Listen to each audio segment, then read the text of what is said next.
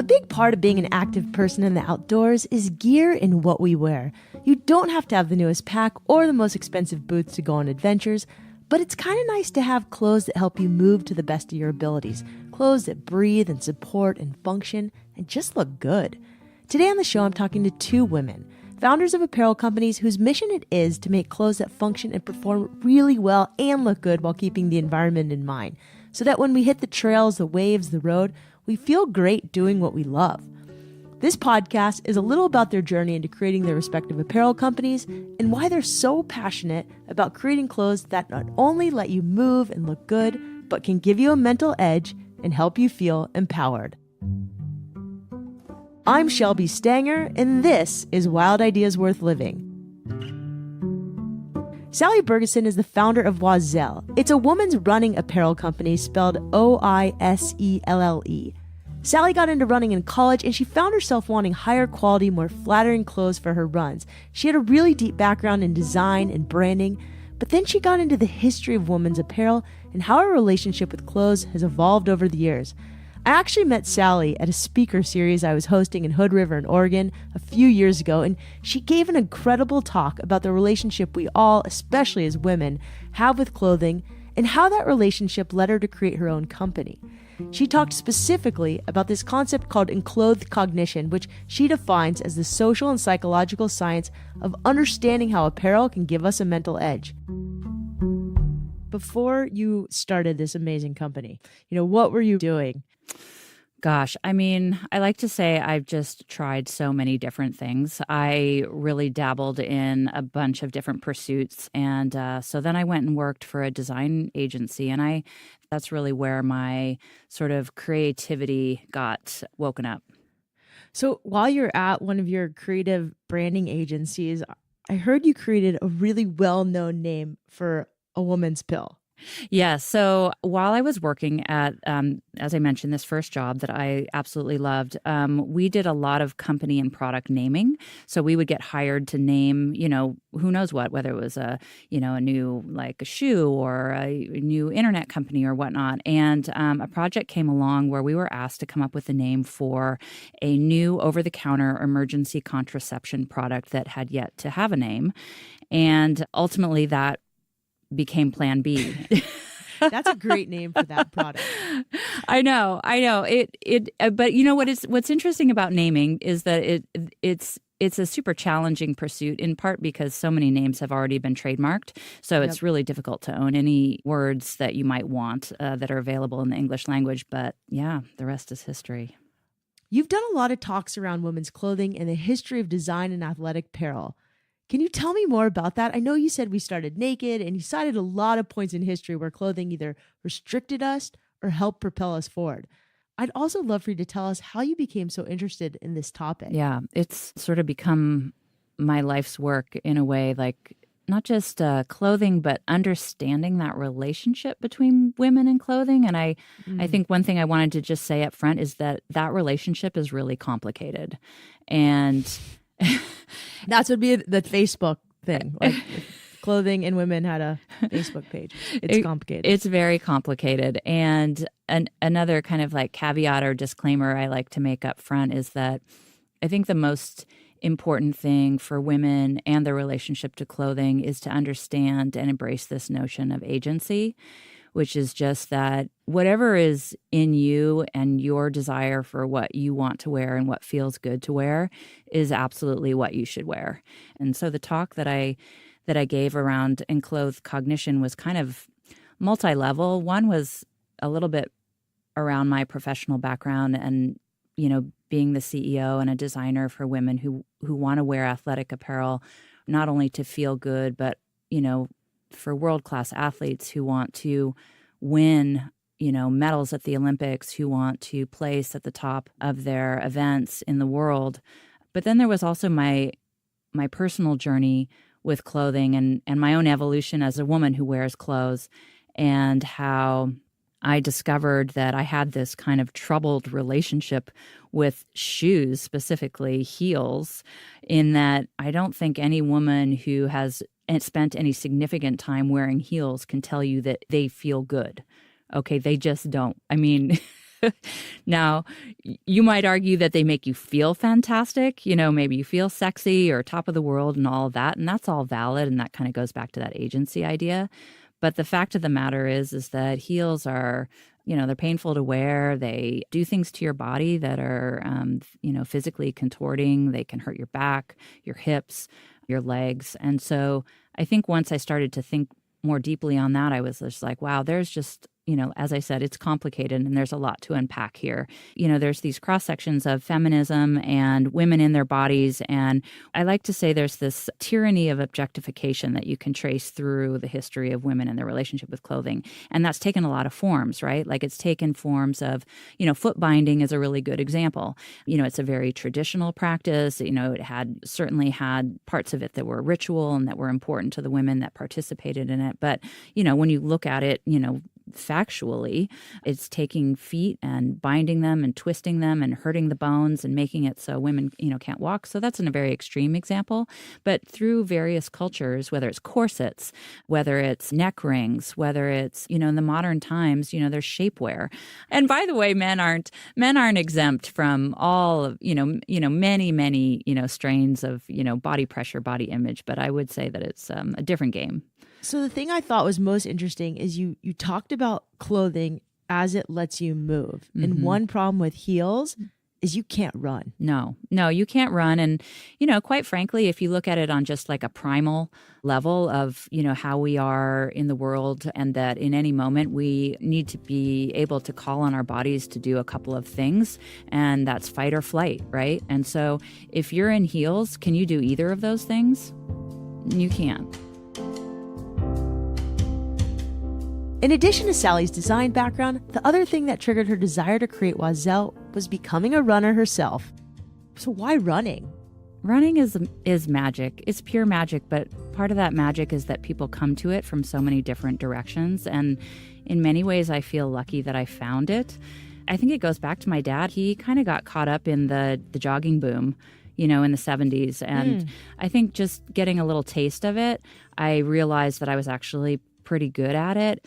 But, it didn't stick in high school. It took me, I went to college where I basically just spent a lot of time reading books and drinking beer and then didn't get really hooked on running again till the end of college. So, but it really was because I was a little bit bored with the drinking beer and the just kind of not having like a direction. And even though I didn't know what I wanted to do when I grew up, I was like, oh, this running thing is at least like providing me some sanity and some, direction that I'd like to go in. So like for me, when I run, it's kind of like, it's like a drug. I just feel good. All of my problems get worked out. I can write books in my head. I can write entire podcast scripts. Yeah. Like what happens? Imagine you run a huge company. Do a lot of things get worked out on runs? That's it. We're a drug company, Shelby. That's what it is. Running is drugs. It's a healthy drug.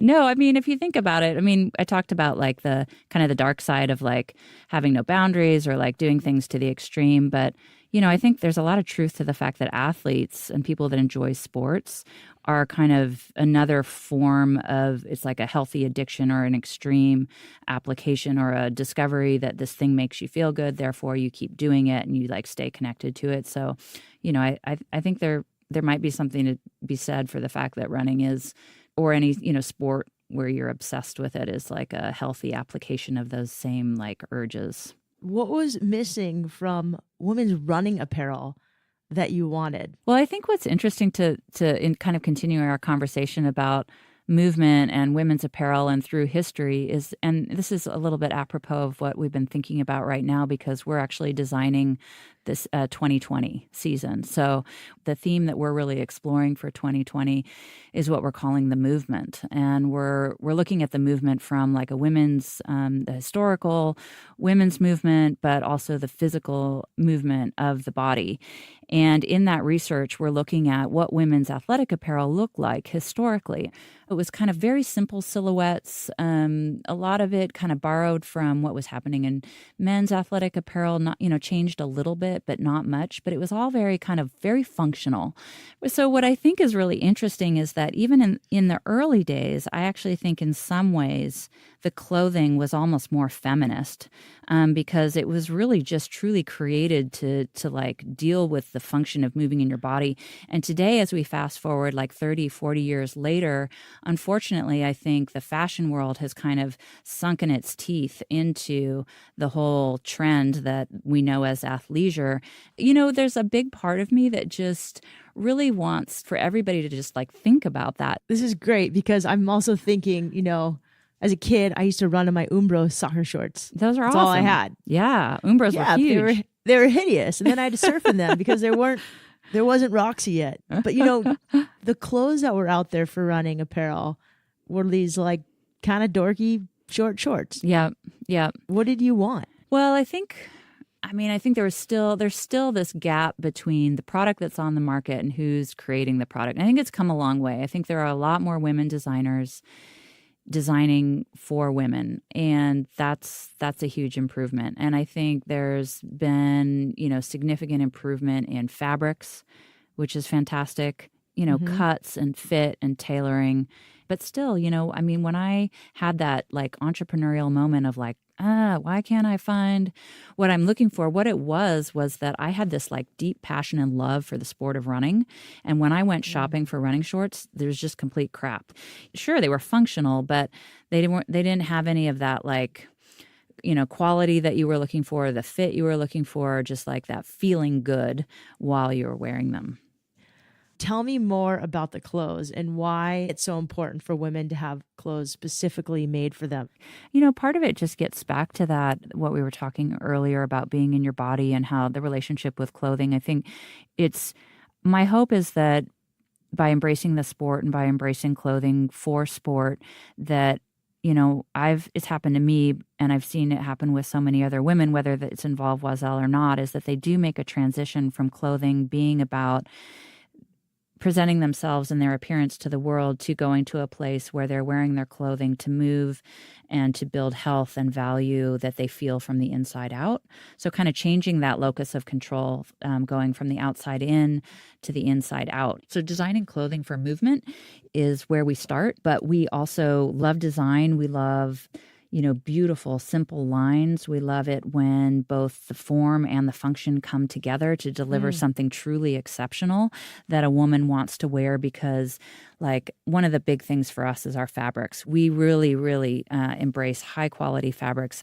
I can't tell you how many times we launched new fabrics. Like, for example, this fall we launched a new fabric called Bird Hug, which is kind of a silly name. But when you feel the fabric, it's so exceptionally soft that when women like put it on their bodies or when they feel it, you just see that they get transformed by that experience.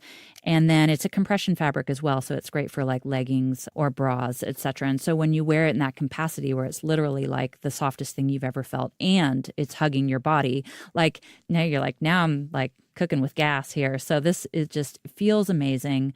It looks amazing. And, and then by the way, you can go for a 12-mile run in it and it'll do all the things that you need to do to accomplish that physical feat. So that's kind of what we like are looking for. It's like that trifecta of amazingness. Oiselle isn't just supporting women by making clothes to propel their adventures. The company also created a community for runners, encouraging not only physical health, but also emotional health as well through building relationships with fellow runners of all backgrounds. When we come back, we'll hear more from Sally, plus we'll chat with another talented woman with a similar vision to Sally's. More on that after this message from our sponsor. If you're like me, then you know the same old can get pretty old. REI happens to agree, which is why they think every day is a good day to change things up and opt outside. Whether that means you take a walk in the park or a longer walk down the trail, well, that's totally up to you. You could go climbing, camping, skiing, even spelunking. The options are almost endless. Whatever you want to do, REI is here to help you get outside. So visit rei.com or your local store to find out more. Sensi Graves is a professional kiteboarding instructor turned designer.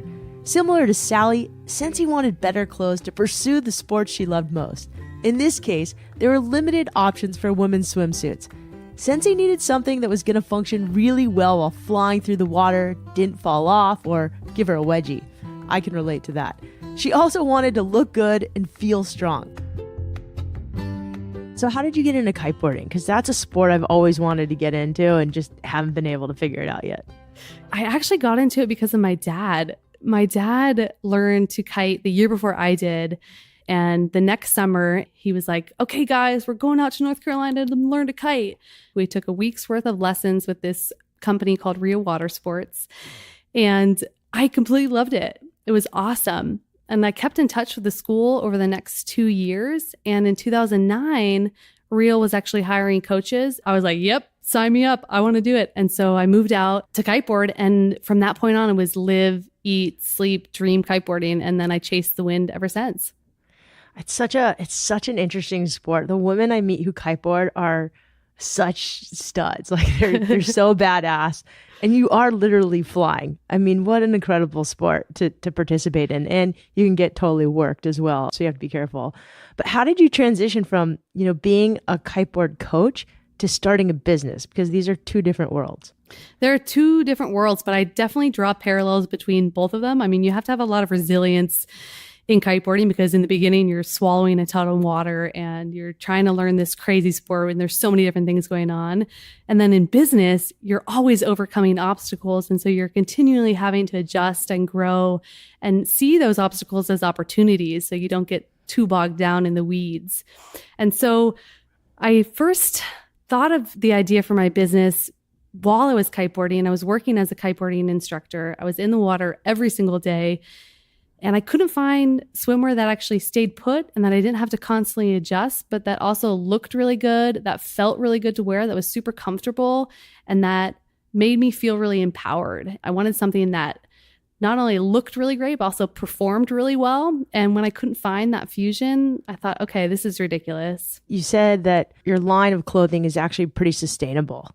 Yes. So sustainability is a huge part of my brand. I had a lot of internal struggle with it because I thought, do we need another bikini brand? No. But then I thought, if I can do this in a way that can influence other business owners, and if we can make a product in the most sustainable fashion, then this is something that I should do. So what does that look like? So to us, it's chunking down every single portion of how the suits are made and analyzing where can we reduce waste. So for instance, we don't use plastic on any parts of the swim product. So the bags that we use, the poly bags are compostable. The hang tags that I put on the string that we use is a organic cotton string.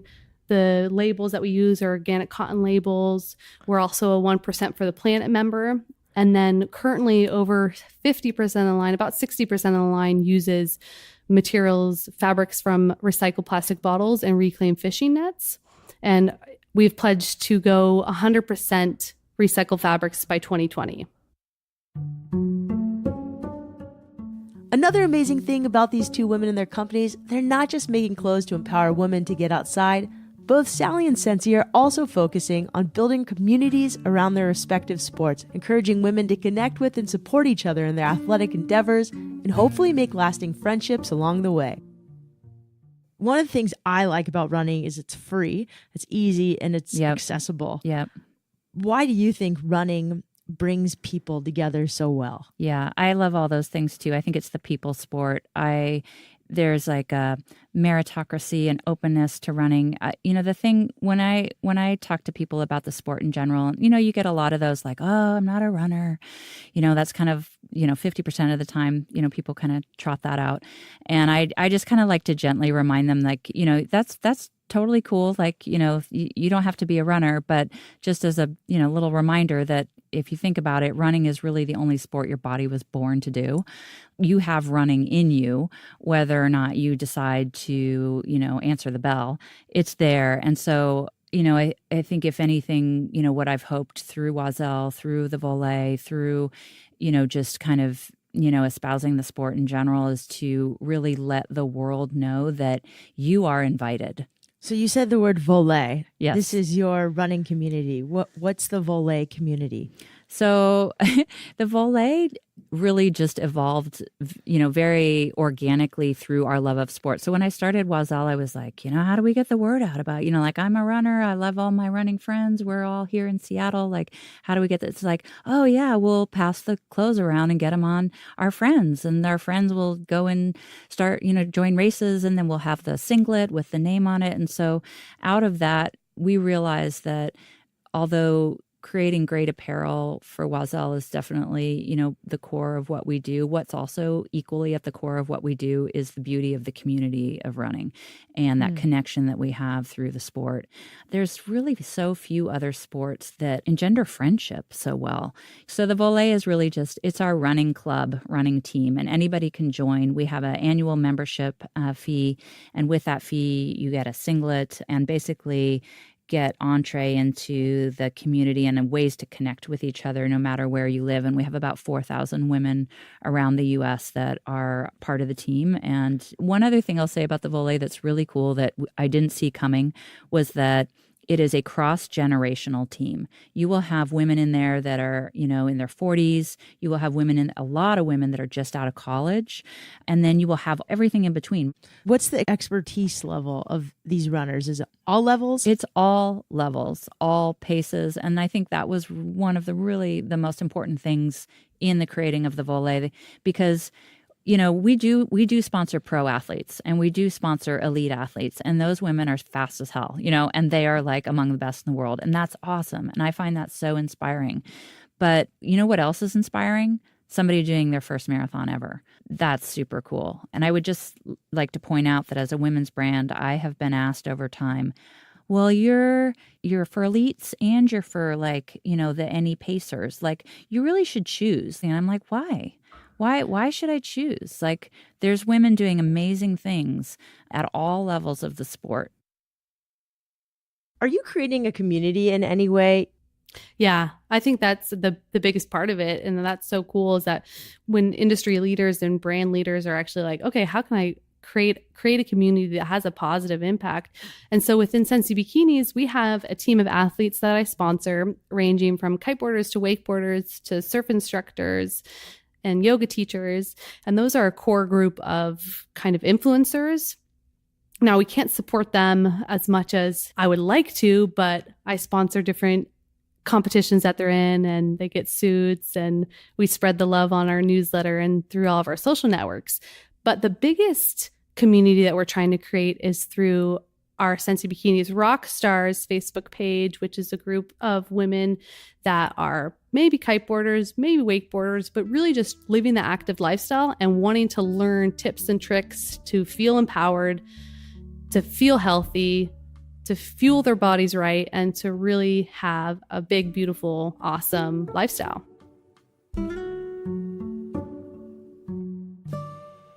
Body image is a big part of the apparel industry. I wanted to know how both of these women address body image at their companies, in both the creation of their clothes and what they want women to think about when they're trying clothes on. You have this really great take on body image that I found refreshing. Do you mind just sharing it? Yeah, no, of course. So one thing you learn by being in a women's athletic apparel company is that body image is a topic that comes up a lot. And it's, it's understandable, right? Because we're pursuing a sport that's all about the use of the body. You're in a community that's in almost all women. And so, body image naturally comes up in conversation. And I think it's a worthy topic. And, even some of our athletes like Ali Kiefer and Lauren Fleshman and have really kind of tackled it head on and talked about it in refreshing new ways, in the sense of, it's not about having a skinny body or a lean body. It's about having a strong body, and I think that, if there were one word that I would want women to feel when they wear Oiselle, it would be strong. And, and that's also a word that comes back to us from our community in terms of what they aspire to. So sometimes it's better just to be a rad human in whatever body you have and just own it. Be you. Keep going. Yeah, that's a super difficult thing to do. And I can't say that I've arrived in that place where I don't think about my body image or I don't think about my body, but it's like this idea of honoring what your body can do, pushing it if you want to see if it can do more, whether that's running or any other sport, and then really like celebrating those efforts, whatever that looks like. I like that, the conversation about the body as a vehicle that lets you get to do these amazing things. How does body image play a role, especially in swimwear for you and for your company? As a swimwear designer and an owner of a swimwear company, I'm looking at images of women in swimwear constantly. And a lot of what is put out there, especially with the bigger bikini brands, are a certain type of body and a drop dead gorgeous person, but it oftentimes makes you feel bad about yourself. And I've had to take a step back and be like, okay, what is this imagery really doing to my psyche? And is this what we want to perpetuate in our brand? And oftentimes the answer is no. I want to show more body types. I want to show women actually doing things, because that's what makes you feel good, when you're actually doing something. And I fit so many different women that when they put on a bikini, it doesn't always make them feel good. I mean, it's a vulnerable thing. It's a hard thing to fit. And that's why our mission is really to empower women, because I know how hard it is to always feel good in your body. And I know how vulnerable it is to put on a swimsuit and go out there and rock it. And so we really want our bikinis to be that piece of equipment that when you do put it on, you're like, yeah, I got this. I'm looking great. I'm going to go out there and I'm going to kill it. What questions can we ask ourselves when trying on apparel, just to know if it's even good? When we're trying on swimwear, I think in general, does this fit well? And the hardest part I see women struggle with is where they feel they either have a harsh perception that's wrong about themselves, and what they're actually looking at is not how they're feeling. And so when they try something on that's revealing, such as a swimsuit, you don't actually always get the proper perception. And women are really hard on themselves. And when things are tight in some areas, they're very, very conscious of that. And so when you're putting on a swimsuit and you're trying to decide if it's something that works for you, try out a couple different pieces for sure, because swimsuits are so tough. We make 1/4 inch adjustments on the pieces to allow for different fit, different places. So when you have a small and a medium, I'm seeing sometimes the difference between those two sizes, it's actually not that much. And so don't get caught up in the size label. Go with, how does this fit around my waist? Do I feel like it's pinched anywhere? And if I'm comfortable, then that's the number one thing. And does it support you and make you feel like a badass? Yeah.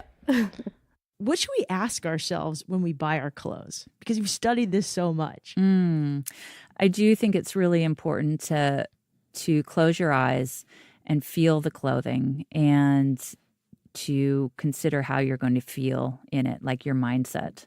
I think dressing with clothing, being able to help enable a mindset, is a good way to look at it. I mean, it's a little bit like the elite athlete, for everyone. There's been a lot of studies that show how what elite athletes wear in competition can completely transform how they're able to perform. And why can't you or I also borrow some of those philosophies to our everyday lives?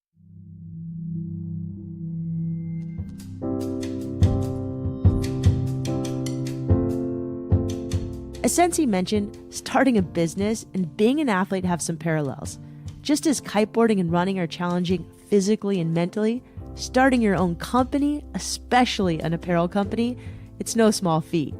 These endeavors require resilience. They teach you to not be discouraged when you fail and to learn from your mistakes. Starting a huge company is like a big, big endeavor. What was the biggest opportunity when you started? Oh, the biggest opportunity was probably to fail.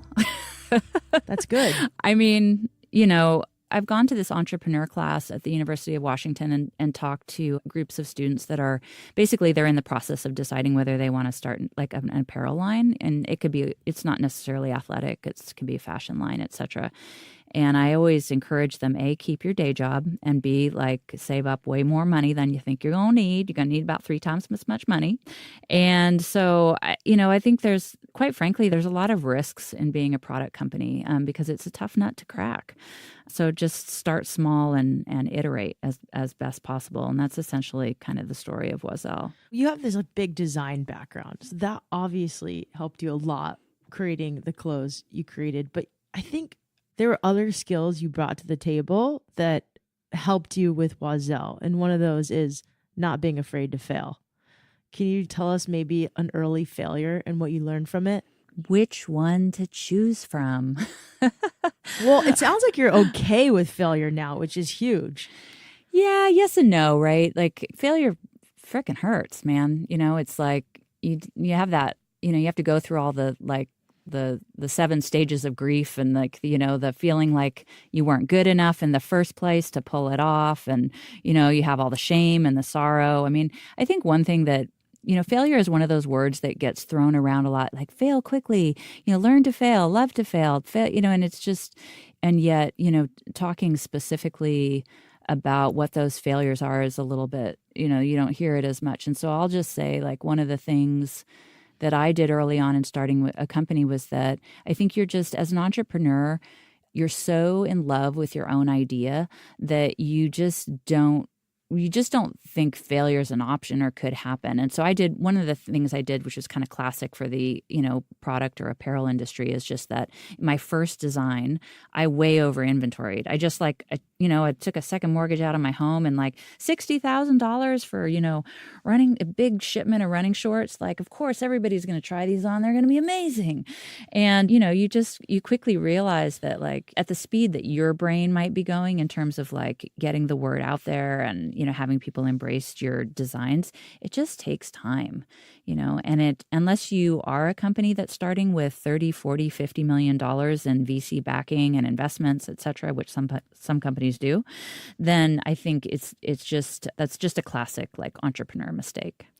Well, I'm glad you said that. And that's impressive that you mortgaged part of your house for that first line of shorts. I mean, that shows how dedicated you are. Or foolish. I don't know. You could look at it both ways. But I appreciate you also saying how in love entrepreneurs are with their own product. Any failure moments that you've had to learn from in running a business for women? Oh, yeah. A couple years ago, we had our whole production run of bikinis came out a whole size smaller than they should have been. So everything that was a size small was actually fit more like an extra small, which you can imagine what kind of problems that caused. So anybody that bought a bikini that was a large, it was actually fitting more like a medium, and anything that was a medium fit more like a small. And so everything was sized down. And so that was a huge headache. But being a bootstrapping brand, we just had to send out a disclaimer to all our customers, put the literature on our website, put little notes on everything that went out that said order a size bigger. That was one big failure for sure. What's the biggest thing you've learned on your journey? Gosh, we have this camp cup that says, and this is not a Oiselleism because we've heard it before, but there is no secret, keep going. I think you learn that kind of again and again in building a business, that, it's really it's why maybe it's been good to be a marathoner. Like, you got to keep showing up and you got to keep training hard and you got to keep putting the work in, but good things happen out of that work. Any advice to people who want to run a 5K, a 10K, a marathon for the first time? You can do more than you think you can. I mean, I think it's pretty simple. If you want to do it, your body can also do it. And, the thing is not to get fooled by that first effort out there because I actually had this happen to me recently. Like, I think experienced runners know that when you start running, you immediately feel anaerobic and like shit. And like, you're just like breathing hard and, everything feels really difficult. And then you kind of get into it and, the end of the run feels better. But I think people that don't know running or maybe are trying it for the first time, they experience that and they're like, well, Jesus Christ. I'm like, this is terrible. Like, I'm terrible at this. And so I think it's pushing past that like initial, pain period and really sticking with it and knowing that that's not a unique experience to you. Like, experienced runners and fast runners even go through that like couple minutes of like sucking wind and having massive pain. Yeah. And just being like, oh, I don't want to do this. Good. Gives me something to look forward to. Exactly. We used to ask all of our guests, if you could go back and tell 15-year-old Sally one piece of advice, what would you tell her? I would say your value is not your appearance. Like, I think that's a really great message for any woman, but, try to get the girls when they're young. I think those are good, powerful words that I even need to hear, just that your appearance isn't everything. Nope. What's one way you can suggest to our audience to live more wildly? Well, my mom used to say about that song that goes, "The wild women never get the blues." She looked at me and she's like, honey, that ain't true. And I always liked that take on it, because I've heard that quote, "Wild women never get the blues," and it's kind of a fist pump, like, yeah, like, get after it, devil may care kind of thing. And I think it's great to take risks. It's also great to take care of yourself, and kind of keeping those two things in balance. That's good advice. I think sometimes when we live wildly, we push ourselves. Mm-hmm. Sometimes we push ourselves too hard. Mm-hmm. And Yeah. I'm definitely not exempt from getting the blues. Absolutely. And that's normal, right? It's a normal, I think, again, it's like another one of those false images of like the person out there kind of doing all the bold, adventurous things that, kind of never looks back, never has any regrets. And, and it just, that's probably not true. So it's okay to like let yourself have some of those moments. We should all feel empowered to pursue whatever endeavors we choose, whether out in nature or in the business world. I love that there are women in the world like Sally and Sensi. Women not only making clothes that support us, move with us, and give us a mental edge, but who are using their platforms to create community around their sports. I also love that they're big proponents of trying new things, not letting failure stop us from trying again, and they know that even wild women get the blues. I really love that line. This week, I hope you grab a friend, grab your gear, and get outside. Thanks again to Sally Bergesen and Sensi Graves for coming on this show. Thank you, ladies. I love you. You can find out more about Sally and about Sensi Graves at their companies. Oiselle is spelled Oiselle, and you can find Sensi at Sensi Graves Bikinis. This podcast is produced by Annie Fassler and Chelsea Davis and supported by REI, a brand that helps us get outside, go on adventures, and by the way, also sells awesome gear. Tune in the week after next for my interview with a well-known Hawaiian surfer, lifeguard, and waterman. If you like this show, please write us a review on Apple Podcasts, Spotify, Stitcher, or wherever you're listening to the show. It really means a ton. And remember, some of the best adventures often happen when you follow your wildest ideas.